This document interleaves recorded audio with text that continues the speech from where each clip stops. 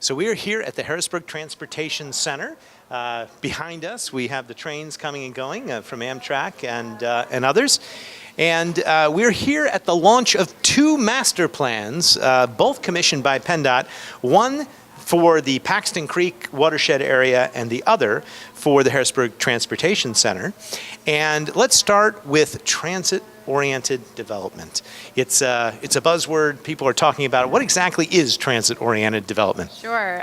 Transit-oriented development, or TOD, as some people call it by its acronym, is really looking at centering around a focal point of transportation, in this case, the Harrisburg Transportation Center, and looking at potential future development patterns that would support that transportation center, such as commercial, mixed use, residential, making it walkable, bikeable, so that other modes of transportation can be part of that development rather than just the automobile. So the idea is, in this case, with the Harrisburg Transportation Center, TOD, is really looking at the area to the east of the tracks that's currently not as developed as downtown, and looking at potential improvements for the future to improve the economy. I think that's exactly right. Now, I walked over here from City Hall, and it was indeed a 5-minute walk or so. And if you look at that graphic, you see we're 5 minutes from the Capitol Complex, within 5 minutes from Strawberry Square and many of the points of downtown, and 10 minutes for really all of the Downtown Improvement District, and all the way up into Allison Hill. We're centrally located. And one of the great things about Harrisburg is that we do have a walkable city and a walkable streetscape. We can get to the things that we need. The question is, how can we begin to see more development that takes advantage of this great regional location? And we can walk over here to the second of the graphics, and this is particularly interesting because this shows us the transportation center area as it currently is. A lot of, shall we say, parking. Here, I'll put this down, but a lot of parking, some development, a lot of empty and vacant structures currently up in there. And then it contrasts with what it might be. And can you talk a little bit about the bottom graphic here and what excites you the most? Sure, yeah. So almost 2 years ago, we started the TOD study here around the station. And as part of that process, we had a week-long public outreach process where the community actually came in, helped us identify a vision for this area around the station.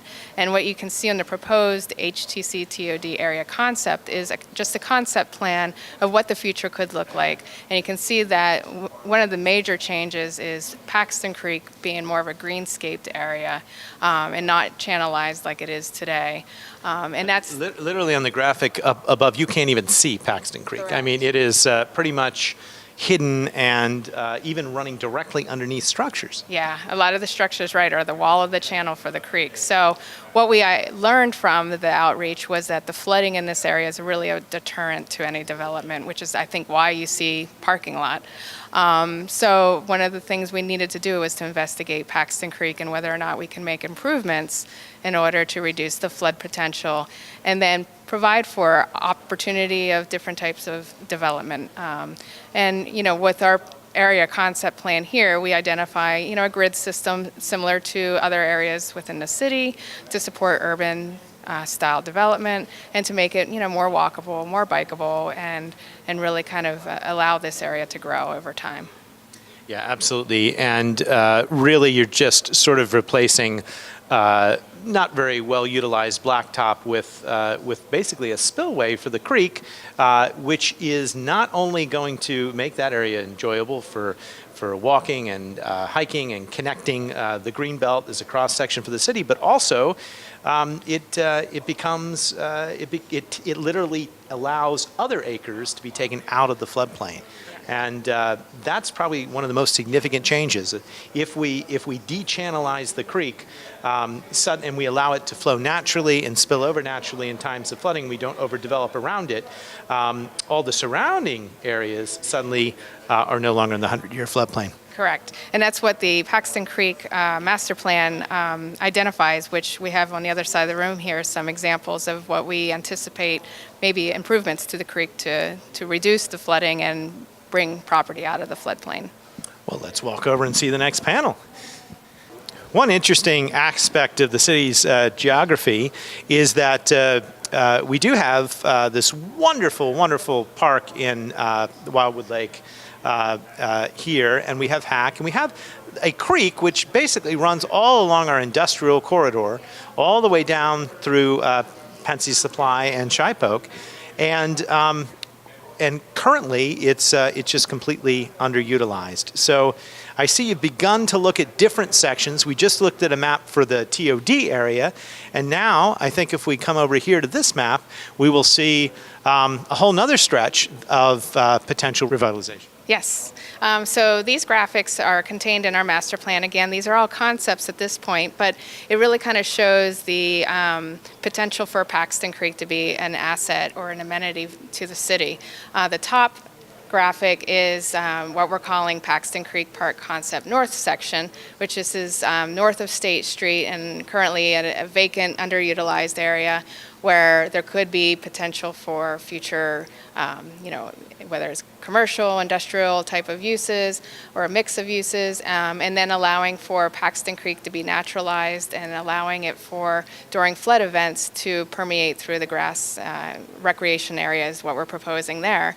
And key to this also is developing a trail system that could work from Wildwood Lake, Hack area, down through the TOD area and even potentially down to connect to the Capitol Greenway belt. Yeah. Literally going through the city from one end to the other and connecting the Greenbelt both on the north side and the south side. And we're not talking about, shockingly, a tremendous amount of money to do the basic dechannelization. What were the estimates that we've assembled so far? So what we have for total construction, and again, because this is still at a conceptual stage, these are just what we call range of magnitude costs. At total, we're probably talking $60 to $90 million, but that would include any type of acquisition that would need to occur along the corridor.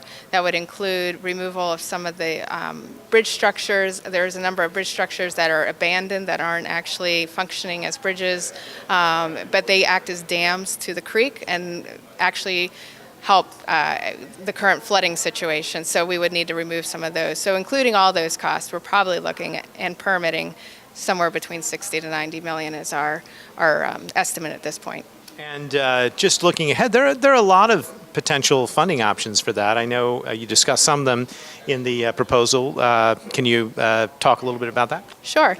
On the public side, PennDOT, obviously we've funded these studies, but going forth, we're really not going to be the lead entity for funding improvements since, our funds are restricted to transportation. But other state agencies that can have funds available, whether it's application grant funds that, the city could apply for, through DCNR or DCD. There's also funds at a federal level that we, as a partnership, could apply for potentially through the Corps of Engineers. Also, the Redevelopment Authority could play a key role here with property acquisitions, private entities. As we start moving along, there may be interest from private entities, whether they're currently existing or others that might want to, provide funding towards making improvements. So it really is a kind of a basket of funds that we would want to consider.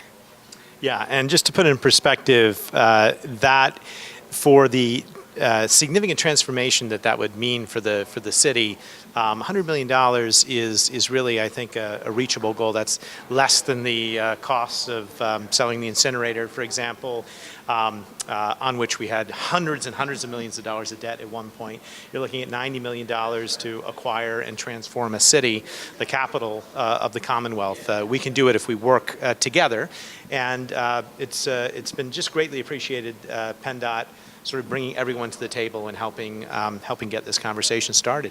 Hey, let's talk while we're here just a little bit about this building, because I know we're also looking at an injection of millions of dollars, this coming directly from PennDOT to renovate the facility. What will people see and when will they see it? Sure. PennDOT's actually in the final stages of design for the building itself. It would be funded through both state and federal transit administration funds, FTA. but we're looking at approximately $15 million of improvement work to the station, really for upgrades and enhancements to the station, the building, internally primarily, just to really kind of bring it to a state of good repair.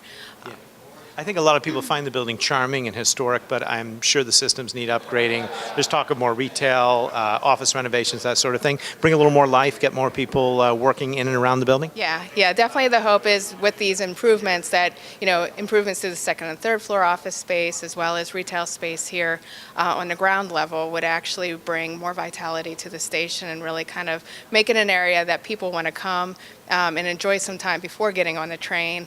Almost similar to like when you're sitting at the airport, opportunities to open up your laptop, opportunities to grab a coffee, although I know we do now, Sure. but having other amenities available as well for the public. Yeah. And having people, if they have a little more time, be able to experience the best that the city has to offer, and that's certainly the long-term goal. So thanks again and congratulations on the launch of these two really incredible master plans. Thank you, and we appreciate you as a partner. The city's been great, so thanks. Great.